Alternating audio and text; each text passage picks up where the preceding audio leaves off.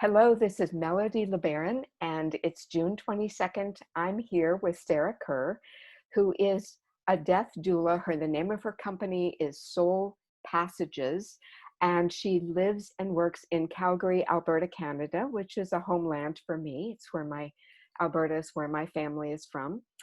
And we are going to be sharing a conversation with you. We have decided that she has a skill set of working elegantly with grief and death and loss of all kinds.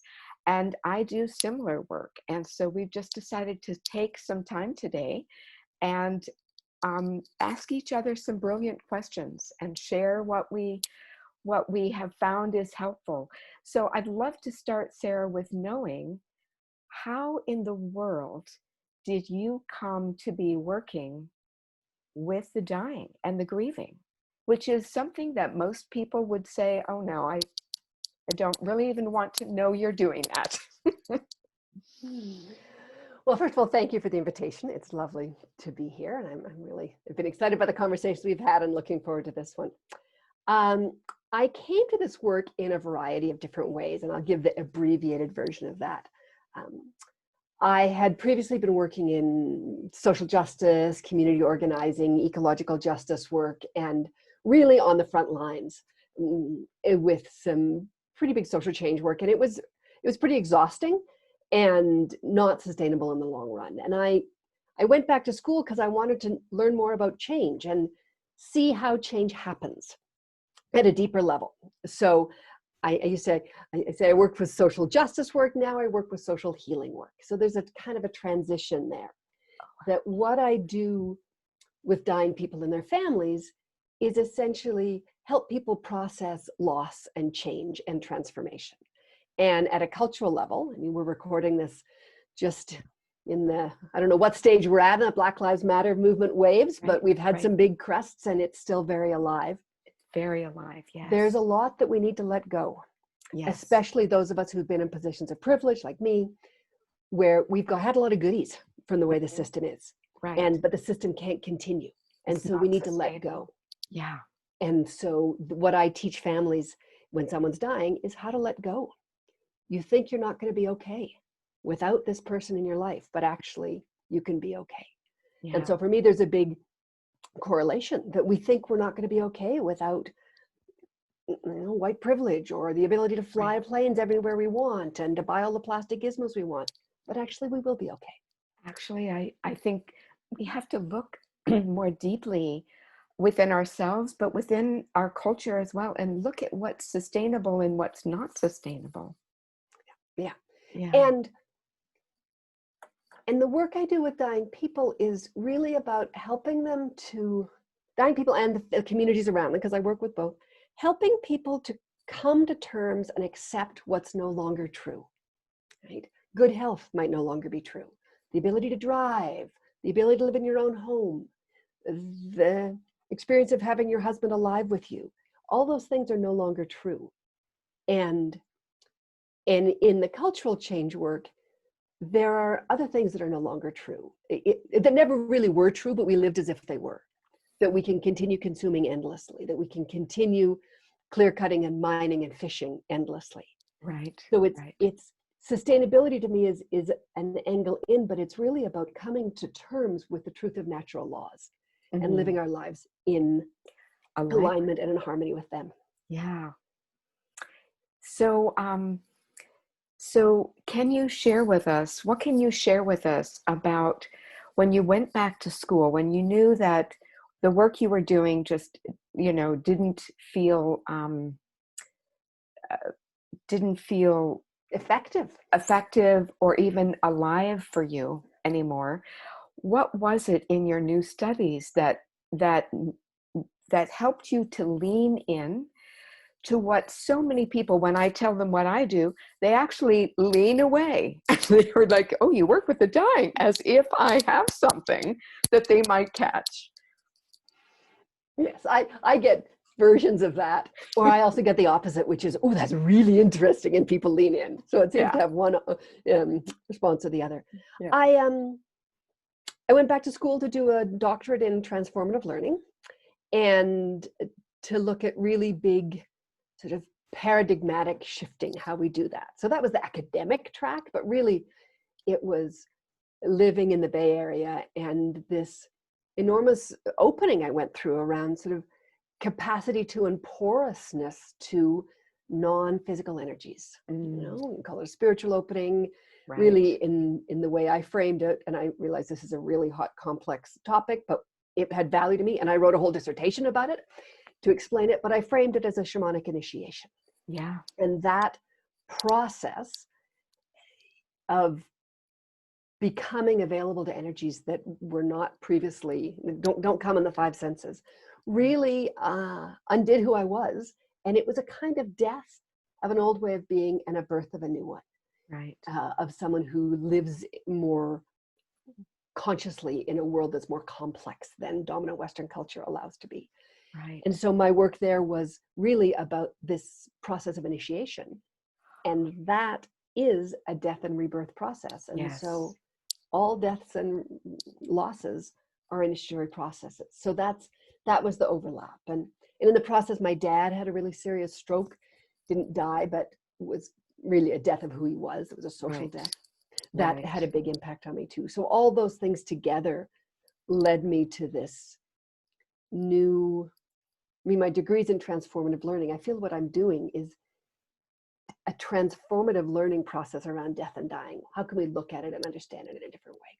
Yeah.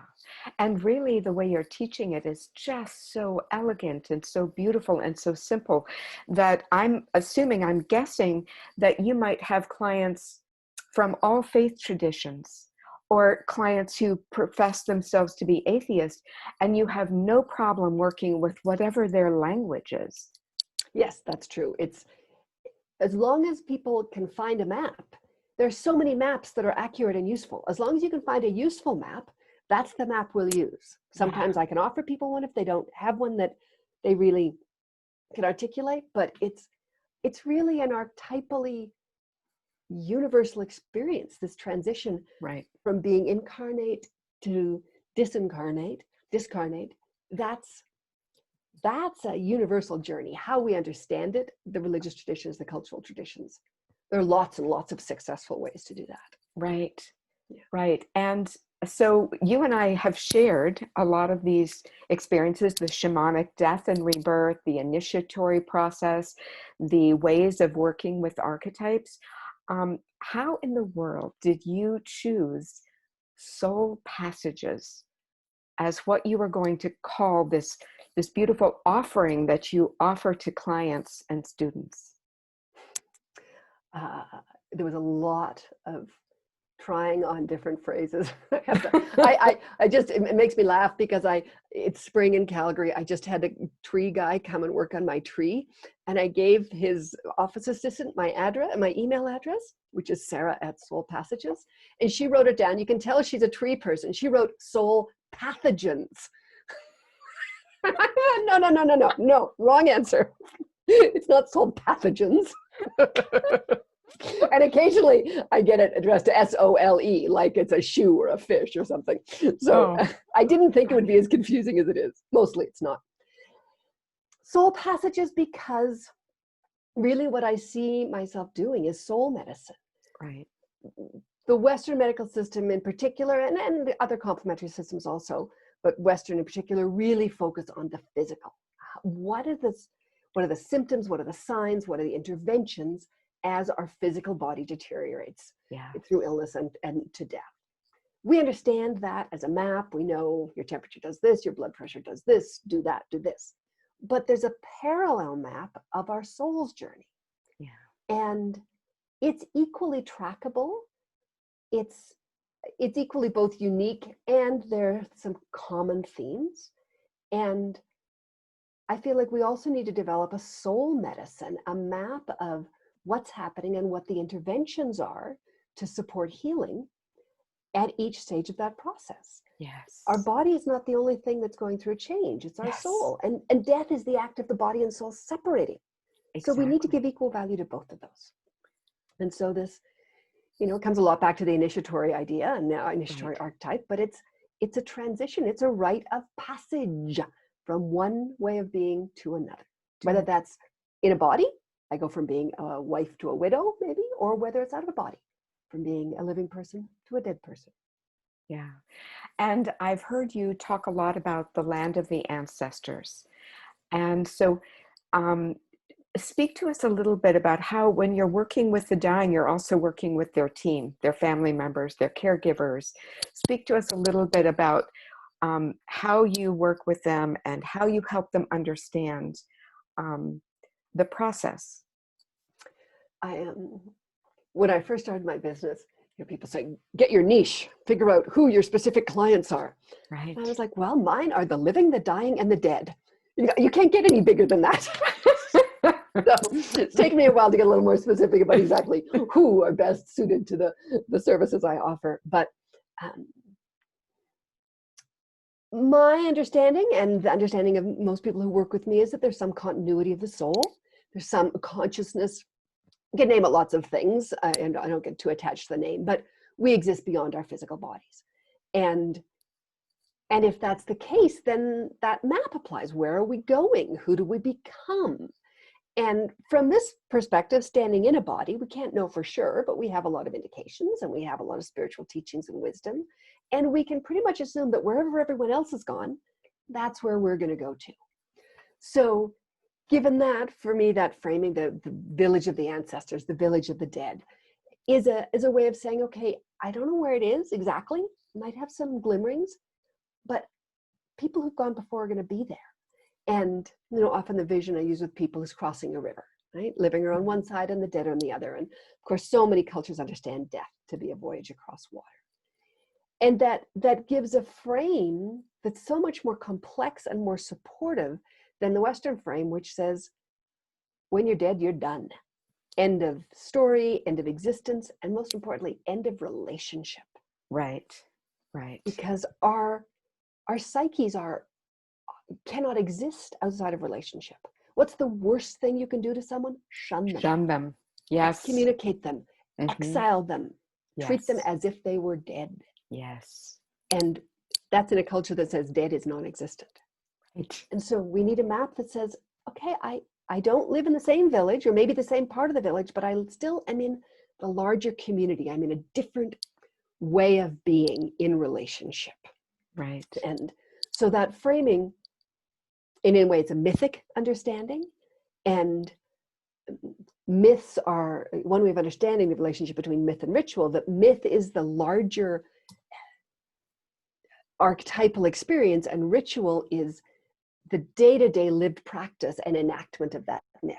So if we have a myth that says we're crossing from the village of the living to the village of the ancestors, then we can establish a bunch of rituals that helps us do that. Yeah. And I love the logo that you chose, because that logo is soul passages, like there's a vessel. So the feeling of I'm going to be carried safely across, whether it's I'm going to be carried safely across from the land of the living to the village of the dead, or whether I'm going to be carried safely across the turbulence and grief of my father or my mother or my sister or my son or my beloved partner moving from the land of the living to the village of the ancestors. Yeah. And the understand that logo is actually taken from a sculpture I made. And I can show it to you. It's just in the other room. If you want to see it, I can grab it. But it's a ceramic sculpture that has that boat on it, and the logo grew from the sculpture. Oh, how fascinating! So the sculpture grew from a dream. So it all. Well, can you talk about the dream? The dream was just this. There was no other teaching in the dream other than this image of this. Let me just grab the sculpture. It's just 2 seconds. Yes. Oh, how exciting. I knew Sarah was an artist, and I knew she was a painter. I didn't realize she also worked with her hands in making sculpture. Such a magic of Zoom and connection and video. Yes. So let's see if I can get out of the way. Oh my goodness, it's stunning. So the creature is cat, human, I'm not sure. And the boat is full of gifts and tools. Yeah, provisions. Yeah. Yeah. And it's the image was just this this in its completeness, and I made it at the same time I was working on the logo. And someone suggested a boat. Like, well, I have the boat. Yes, it's stunning. It's just bejeweled and gorgeous, and the colors are brilliant.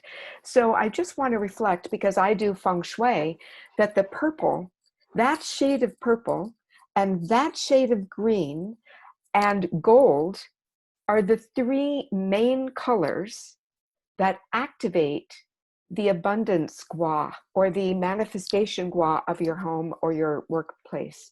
Those specific colors, those three specific colors, are what we would place in an area to activate the ability to manifest and create what you prefer. Isn't that amazing? I cannot think that that's an accident. I mean, that just is so synchronous. So out of all the 9 guas in the Feng Shui Bagua, out of all these areas that I liken to the members of the board of directors of your life, the president of the board is that manifestation gua. She is the one responsible for creating what you prefer. And those are the colors you have used. This is stunning to me. Isn't that interesting? You know, I find that happens a lot in my art, that there's multiple it comes from somewhere, and then I read it later and go, whoa, there were things that I didn't know. Yes. So, you know, I read in your book a little bit about, like, are they called the guas? Yes. That's all new to me. But I didn't realize there was a color association. Mm-hmm. And so that, as a visual artist, of course, makes me ask, how do you use those colors when you're supporting dying people and their families?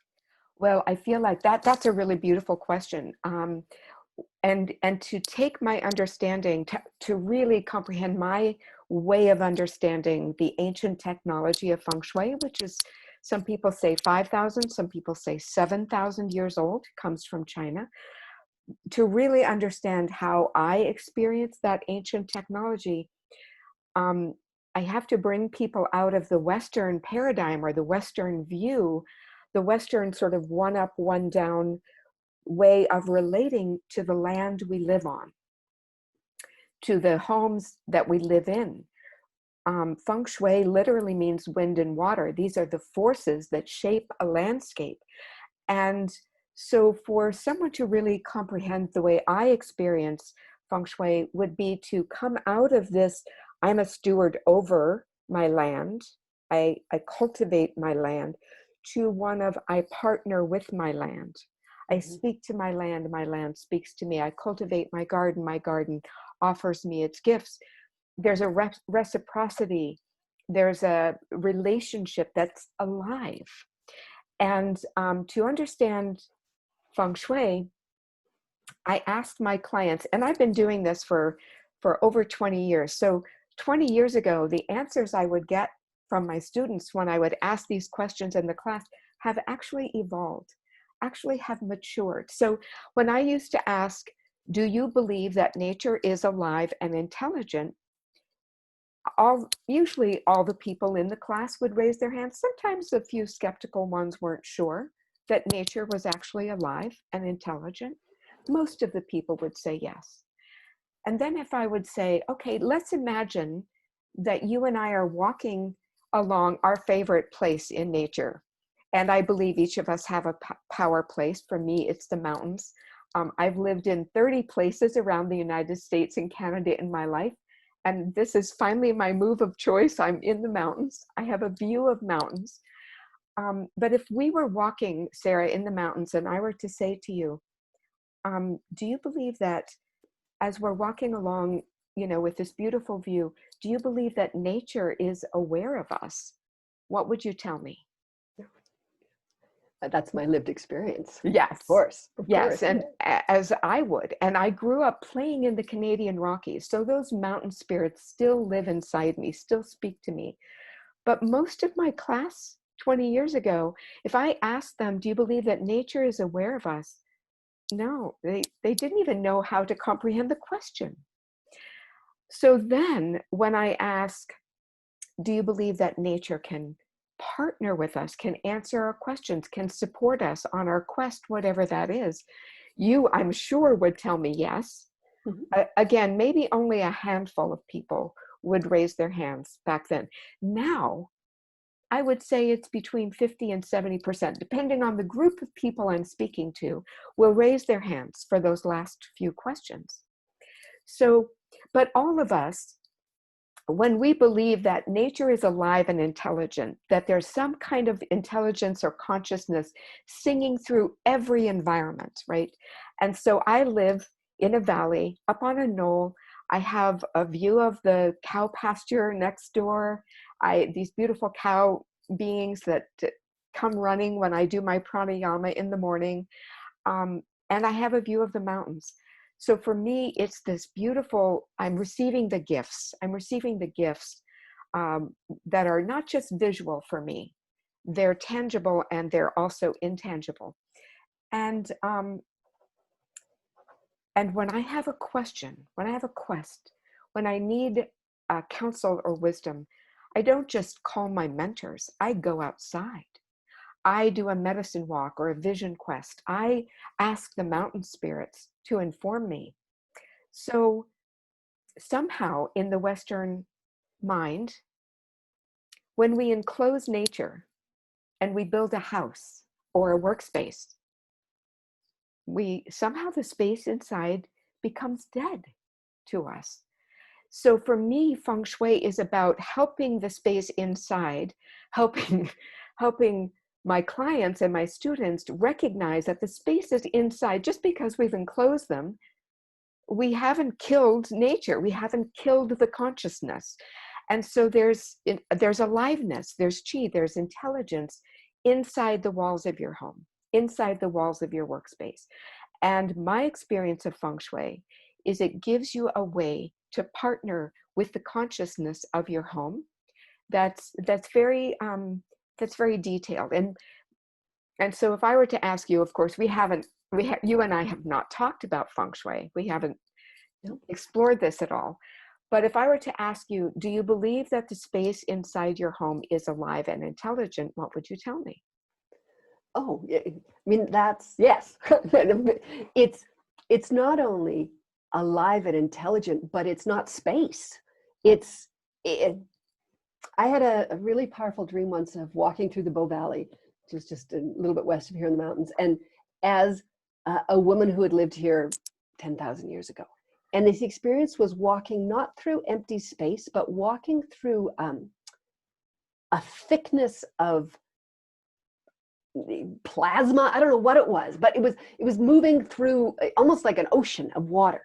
It was all existing and alive and full. And that's my experience inside too, that you walk into a room and you feel the thick or the thin or the bright or the dark or the stagnant or the heavy or the light. Yes, exactly. And so sometimes I will, if I've done a lot of pranayama, I'll actually experience light or color in different spaces. And I'll be working with a client in their home and doing a space clearing, a dowsing to find disturbances and a clearing of them. And the rooms will be speaking to me about what they need, what they want. Mm-hmm. So feng shui is a way to actually work with your home as a partner, as a success partner. And what we find is if all of the areas, all of the guas of the home have what they need to be successful, they need elements, they need certain colors, they need certain textures, certain qualities. And if they have what they need in those guas, the only other thing they need is your intentions. What do you want to create in a certain staging area of your life? And so when I work with the dying and the living, I'm actually helping them to experience their home as a success partner that wants to do more than just provide shelter from the elements, wants to really be a partner to help you fulfill your life purpose. So I really see our homes and our workspaces as alive, as intelligent, as partners. And my job is to help people improve their ability to relate and respond to their home. And so we would add certain colors, we would add certain textures. When someone is dying, we might depending on where in the dying process they are. When my mother was at a place of denial, I placed certain things in her room to help her move a little further along. As she was coming to the fact that she was actually dying, we created a life completion altar that helped her have a clear view on the top of her dresser of what she had accomplished in her life that was of value to her. That was of value to her. Yeah. I'm so curious to know what you placed, if you're willing to share it, in the room when she was in denial. What could you put in there that would help her come to more peace and acceptance? Well, so when she was in that place of denial, it was clear to all of us that she was in the active dying process, but none of us could speak of it. None of us felt like we could really speak of it. And so the first thing that I would say that I did, and the first thing that I would recommend to clients, is bring some fresh flowers into the space, because over the next few days, those cut flowers are going to wilt. They're going to die. We don't have to say words about it, but if that natural cycle of life is playing out in the room, there's a subliminal message to the person who is actively dying that all life has its own cycle. And something that was beautiful and bright and full and gorgeous, the roses. And literally, my mother died June 1st. So the scent of the roses Daddy had planted outside the window and we brought those roses in. So it was those kind of intangible things. Later, I found in one of her drawers, I found a collection of art, some paintings, some drawings of someone, an artist who had the same name as my mother's maiden name. And I thought, well, how strange is that? My mother wasn't an artist. I never even saw her make a poster. And so I brought these things in the bottom that I found in the bottom of this drawer that I was cleaning out. I brought them to her and I said, Mom, where did you find these? Like, I didn't even have the conception of her as an artist. And she looked at them and she smiled and she said, you know, I did those in high school and I won a scholarship to the Banff School of Fine Arts. And I was shocked. I cannot even express my shock. I was just astounded. And I said, well, you never told me you went to college. And she said, oh, I didn't go.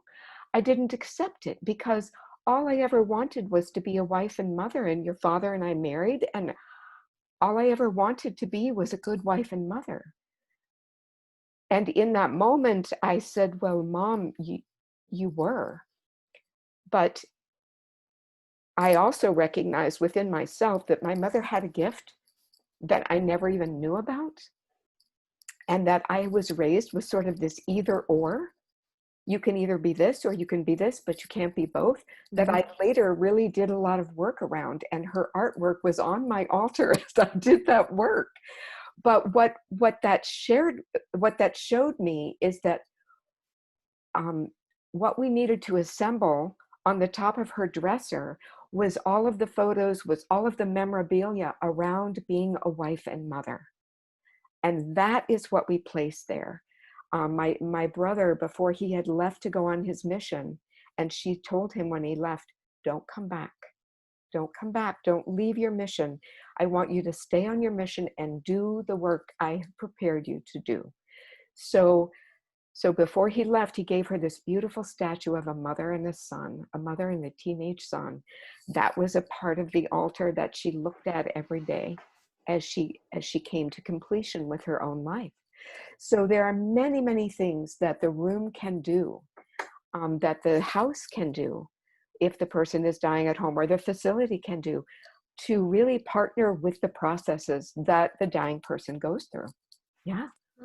That's so fascinating. You know, my work, my dissertation was on dreams, ritual, and the creation of sacred objects.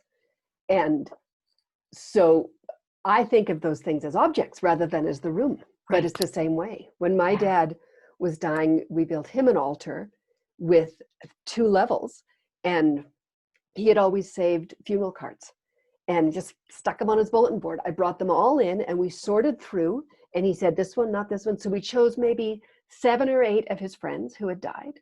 Wow. And so we made a 2-level altar. So at the back of the first level were all these funeral cards of people who died. And in the front were the photos of all his ancestors. So his parents, his grandparents, his great-grandparents, as far back as we could go. Some he didn't even know. Right. But essentially this was everybody on the ancestor side of the river. Right. And in the next level, we had photos of all the living people. Mm. And he had it right beside his bed, and he fell asleep every night Looking at those. And I've done that with other clients. We just go through photos. right. Say, oh yeah, they're on this side of the river. Oh, they're on that side. Right. Even sometimes people with pretty advanced dementia, they can sort out who's where. And so those objects are symbols. Symbol is encoded Yes. with a lot of energy. They're symbols that Yes. carry energy. Right. Mhm. Exactly. Very Exactly. powerful.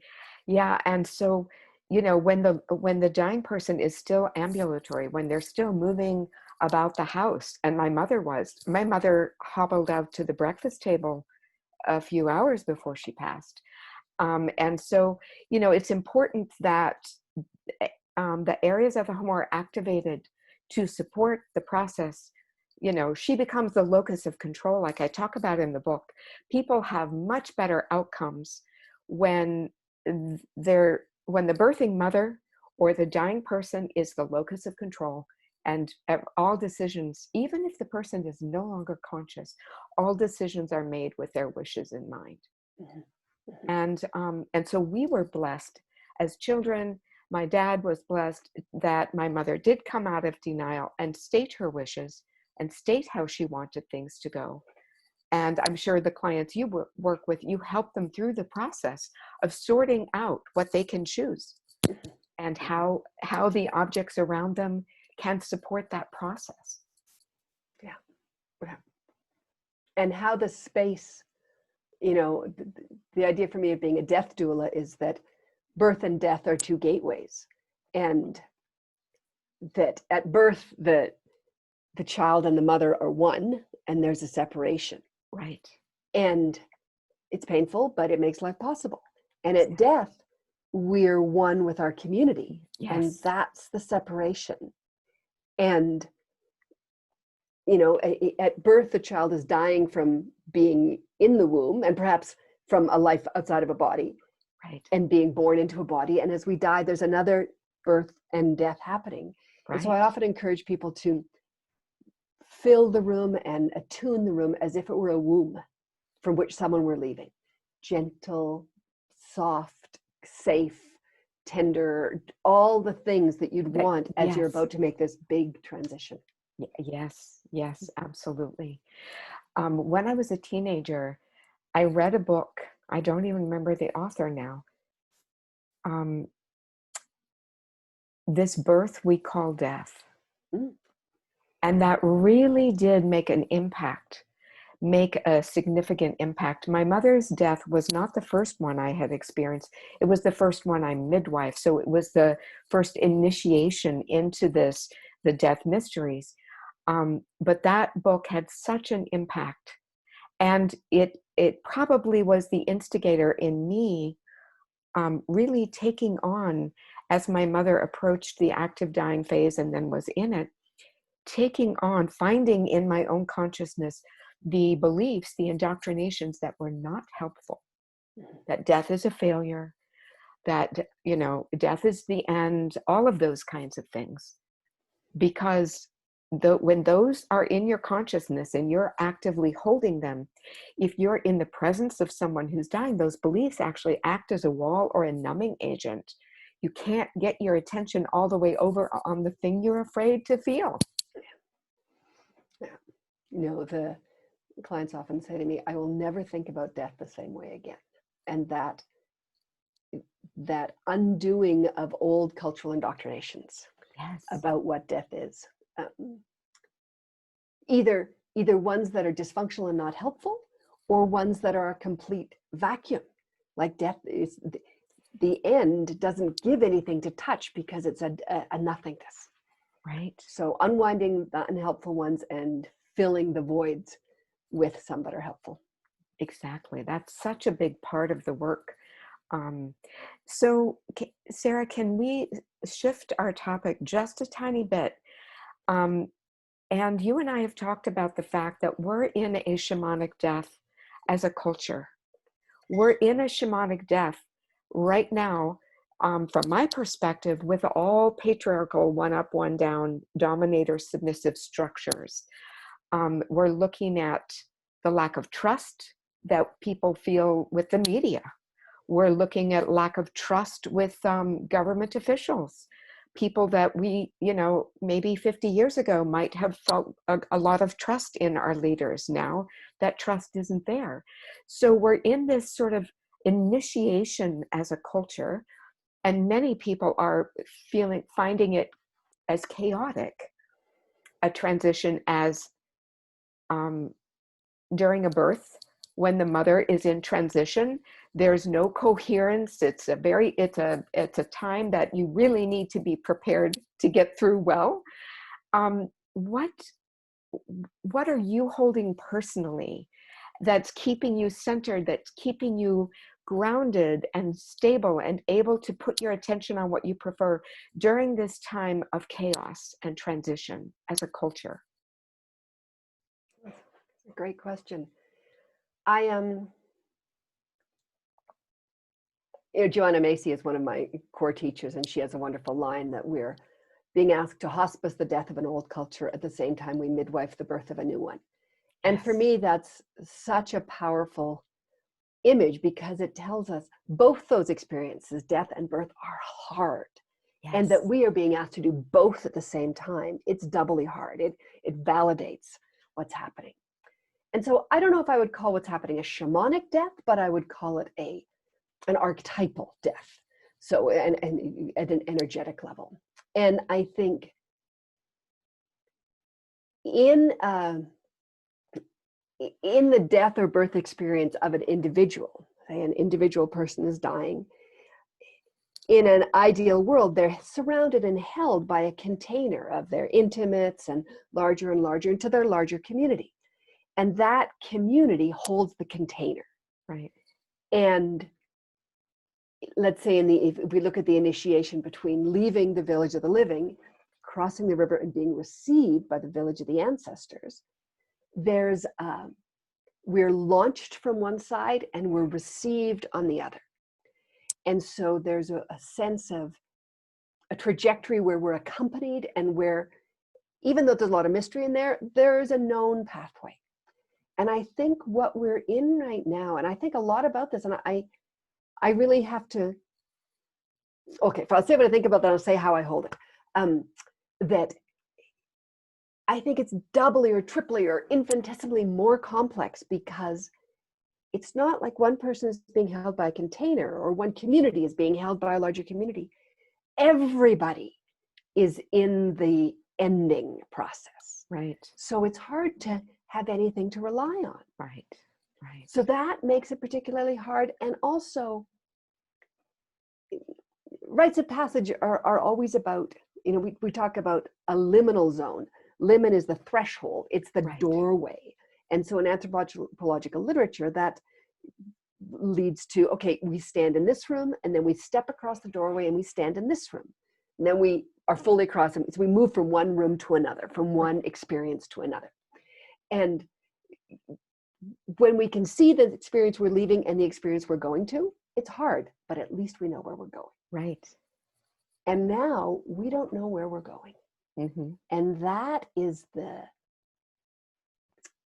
enormity of this moment, that many cultures understand turning of the ages, age of Aquarius, the 2020, what was the 2012, the big Andean astronomical change, this idea of the fifth world, these huge, almost like the pancake flips. We are one way and we are completely the other. And you named some of those ways we need to change. And so what I hold is that two things. One, that summer follows winter. Life follows death. The dinosaurs were annihilated and life returned. Sometimes the time span is huge, but it does happen. Mm-hmm.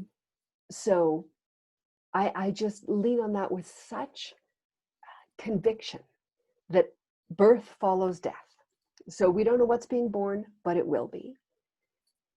And it may not be my lifetime, may not be the lifetimes of anybody I know. Right. But I just have to trust that it will, and it does. And I do trust.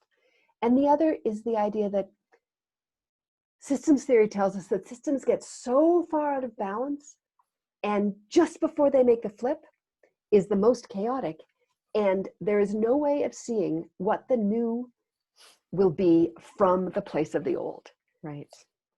So those, and then also this idea, Chris Johnson and Joanna Macy wrote a book called Active Hope, which I love because it says, hope is not just something you do sitting on your couch.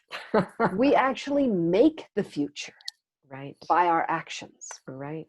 So just like we don't know what life after COVID is going to be, right, we will make it by what we do. And so that says, all right, it's confusing, it's hard. I trust that there are some bigger archetypal forces that we can rely on. How systems change, the initiatory archetype. It's like gravity. Those are as real as gravity. I can trust this. And it also says, and action will impact that. We play a role. Yeah. It's like when you talk about the being in nature and the relationship of partnering between the space and the person. Right. We have a role. It's not just that it's all there to support us. Exactly. We have a role to play towards and for it. And when we play our role together, something new evolves. Yeah. That's such a beautiful way to describe. And I'm right there with you. I don't know if we'll see what's being born in our lifetimes or even our grandchildren's lifetimes. I don't know.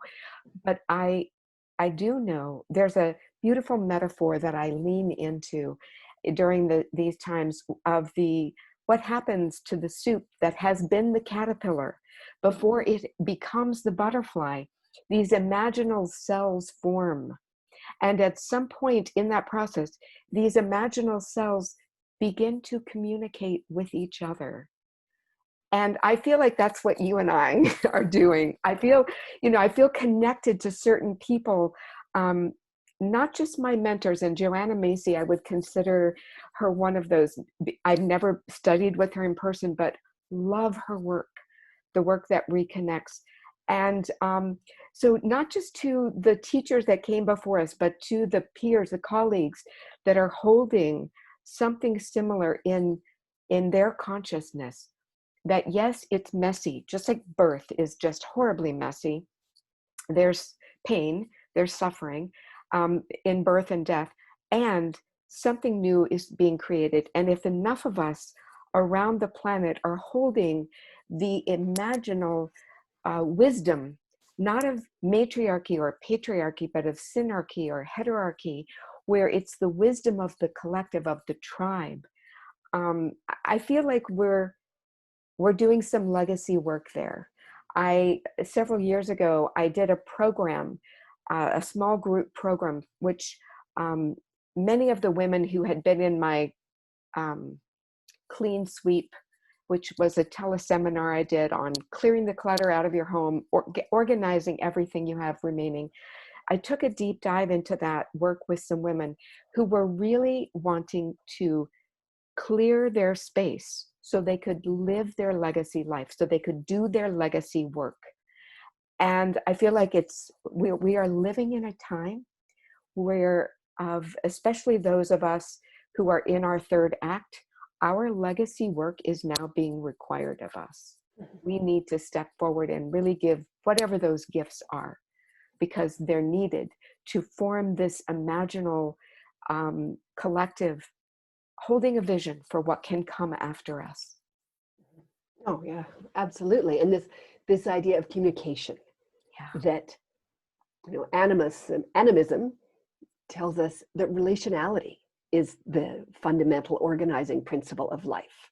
Yeah. And so there's one frame that we can use for it. And systems theory tells us that when there are feedback loops, when the system understands what's happening, it can adjust. And so we need to be in communication, not only person to person, but with our own emotions in between species. And Right.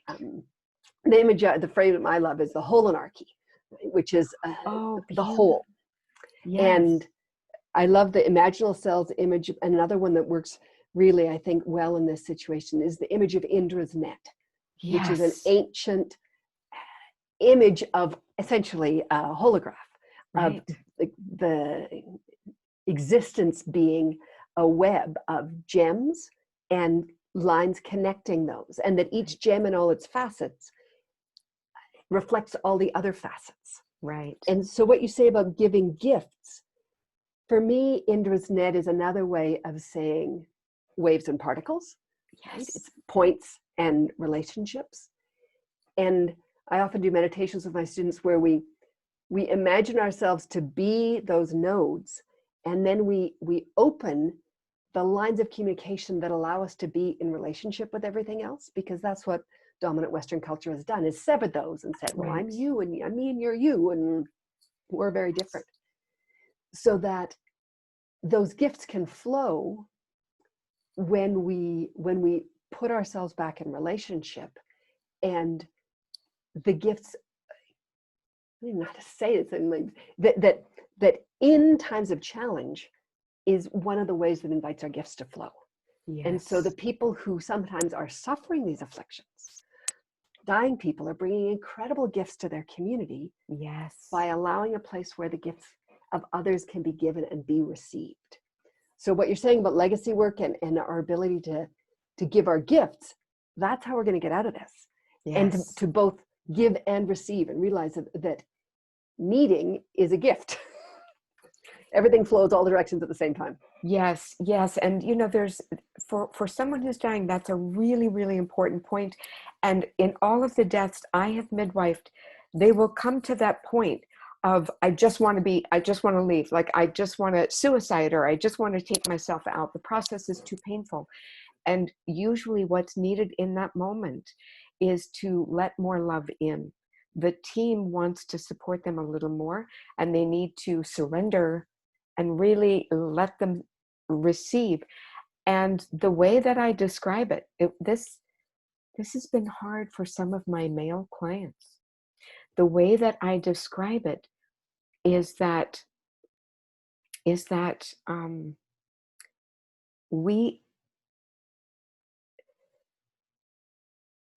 there are places that the caregiver, the one who is supporting the one dying, will never, ever be able to go to without the full surrender and permission to do what our mothers did for us: wipe our bottoms, dry our tears, spoon feed us, like those kinds of gifts that the naked, needy infant, the newborn, is giving the parent.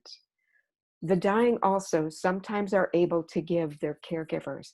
And there's maturation that's possible in those moments for the caregivers that they won't receive in any other way.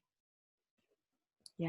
And I agree, for people who have been providers and givers, and it's often a really enormous shift to realize that that's a gift. But I've seen it happen a number of times where you just point it out and let people know that instead of trying to be as little trouble as possible, oh, don't run upstairs with another cup of tea for me. Really, no, that if they were in that position, there's so few things you can do. You cannot stop this person from dying. Right. But you can make them comfortable. Yes. And that it's a gift to be able to do that. Yeah, it's a tremendous gift. I had, I coached from afar, one of the women who was in that legacy program, who cleaned out her home and just sorted through a big mess of combining households years earlier, and just sorted through, she and her husband sorted through so much. And she really began, not just she had already been doing a therapy practice, but she began a shamanic family constellations process. And so really, truly her legacy work. And she had 3 years of doing this work full on around the country, and taking on an apprentice, and really being able to pass on the wisdom. And her dying wish, when she received the news that the cancer had metastasized, in spite of everything that she had done, holistic and medical, she called me and she said, I want to be able to do your shamanic priestess process. So we created a way for that to happen. And that process includes a shamanic death and rebirth, and those two initiations. And for the women in the circle, the other women who were holding space, not just for each other, but because they knew she was in her, she emerged from this process a month before she passed. And two of the women who would midwife her physically were in the circle. Oh. And so we watched her write her obituary for real. We watched her go through the shamanic process for real, the death process, the rebirth process for real. And in that circle, we set up what I often do when I have am coaching a dying person whose caregiving team cannot always be present in the room with them. There are members of their team that are at a distance. So we set up an energetic grid. And so we did that for Christina. Well, so a month later, here are these two women who had emerged as shamanic priestesses with her, who are now holding space. And so, as you know, as anyone who's assisted at a dying knows, the dying person is giving gifts constantly through the whole process. But these are not gifts we're trained by the overculture to recognize, because they don't relate to productivity. They don't relate to doing. It's all about being. It's all about presence. So there was a moment when Christina was doing a lot of the sleep. I use air quotes because so much is happening during the sleep of the newborn and the sleep of the dying. So much preparation is happening. But she opened her eyes, she looked around, and she said, here we all are in the land of love. And then closed her eyes. This was just hours before she passed. But it's that kind of bringing the gifts of presence that everyone in the room is changed by. These two women, they have very different careers, but their careers have taken on this sort of added power, I believe, from the experience they sustained at being witnesses and being caregivers in these moments. And I'm sure you've had similar experiences. I was working with a client yesterday. She lives in the US. We've never met in person, but she has a very fast-moving, aggressive cancer. And the call was so profound. You know, my ancestry is Celtic, and in that Celtic Northern European tradition, there's an understanding that being at the bedside of a dying person and being in the presence of a dying person is one of the most sacred and spiritually healing places you can be. And this call with her was so amazing. She's becoming more luminous by the day. Yes. And in the call, I was moved to just, with absolute complete alignment of everything in me, just bow to her. That the gifts I was receiving from being in her presence, ostensibly as the healer for her, or the supporter, or whatever it is I am for her, that's the response to, well, isn't it sad working with dying people? That can't be much fun. I'm like, oh, honey, that's where the beauty is. Exactly. That's where the love, that's where it's true, so deeply true. Right. And I'm sure that because you midwife, you are the one who helps craft the vessel and usher them into the waters that will carry them safely across. So even if there's turbulence, they have provisions to know, how to get across to the village of the ancestors. And so there's this quality of, I've had so many dying people say to me, I have never felt more fully alive. That's the gift. Yeah. Yeah. That's the gift. Yeah. Yeah, and I think that some medicine that has been very helpful for me to explain to my clients, to my students, is if we believe, and this comes from my coach, Michael Sameka, if we believe that life flows from us, then we're going to have a very different experience of being present for dying than if we believe that life flows through us. Because if life flows from us, why would you want your loved one to die? No, we would resist, we would hold back, we would not want it to happen. But if life flows through us, then the life that flows through your loved one is calling him on to the village of the ancestors. And so all that remains for us is to be in full presence and care give and make him more comfortable, and to see that luminosity and to see that brilliance and that beauty. And even though my mother died, having to wear, she was like so distended, her abdomen, that she looked 9 months pregnant, right? She was younger than me by 9 years when she died, but looked like a wizened old crone. And her skin was completely yellow from the cancer in the pancreas. And yet she was beautiful and radiating light, just beautiful. And she bemoaned her lack of beauty once in my father's presence. And he said, oh dear, if you believe that your beauty comes from the body, then you're going to be so unhappy as things progress. But if you allow yourself to know that the beauty comes through the body, you'll have a different experience. And she did. She was able to receive that wisdom. Mm. Mm. Yeah.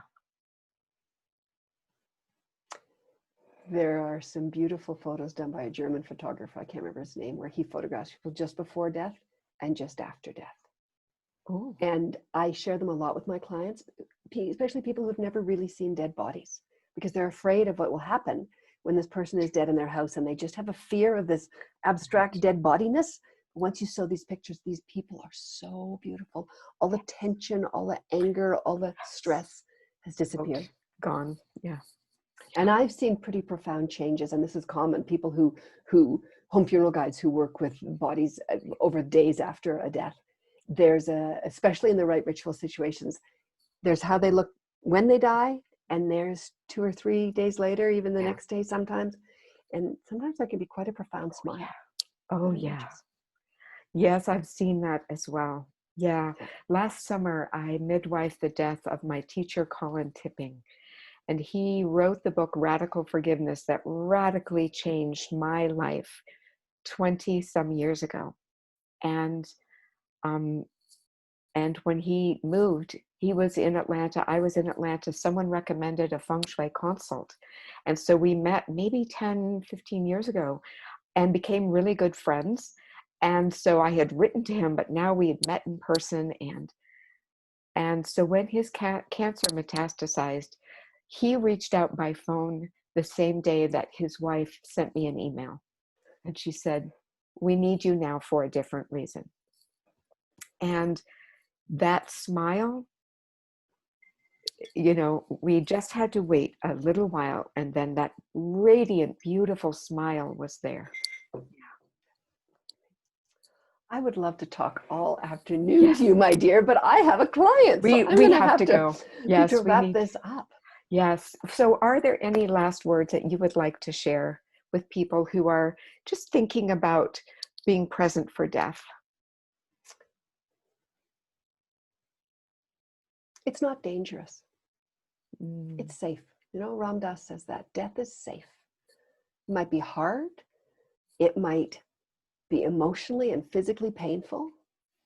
It might hurt at all sorts of levels. But if we are held and supported, there are traumatic deaths that cause trauma in people. So there are ways we can be wounded from deaths. But if we can find the support and offer each other the support and have the container for it, death can be incredibly beautiful. And safe. And safe. Mm. And so that's a beautiful note to end on. And I also have a very pragmatic note, which is that I'll be sharing this with folks in my world and you with yours. And I know I'd love people to be able to get in touch with you and hear about your book. And so can you just give a little quick 2-second on you, your website, your book, and what else? Absolutely. So my website is Transforming Space, transforming and the word space.com. And my book is Transforming Death, Creating Sacred Space for the Dying. And your website is soulpassages.ca. And you have a title for your upcoming book. The working title may change, is Maps, Myths, and Meanings, a Spiritual Cartography of Death. Oh, how stunning. I can't wait. I can't wait to read it. It's not fully or even partially written yet, but that's what it's cooking to be. So yes. So there's my website, and I've got lots of Facebook, Instagram, YouTube, social media stuff too. So awesome. People can connect. All right. Beautiful. Thank you Thank so you for much, the invitation, Sarah. Melody. Oh, you're welcome.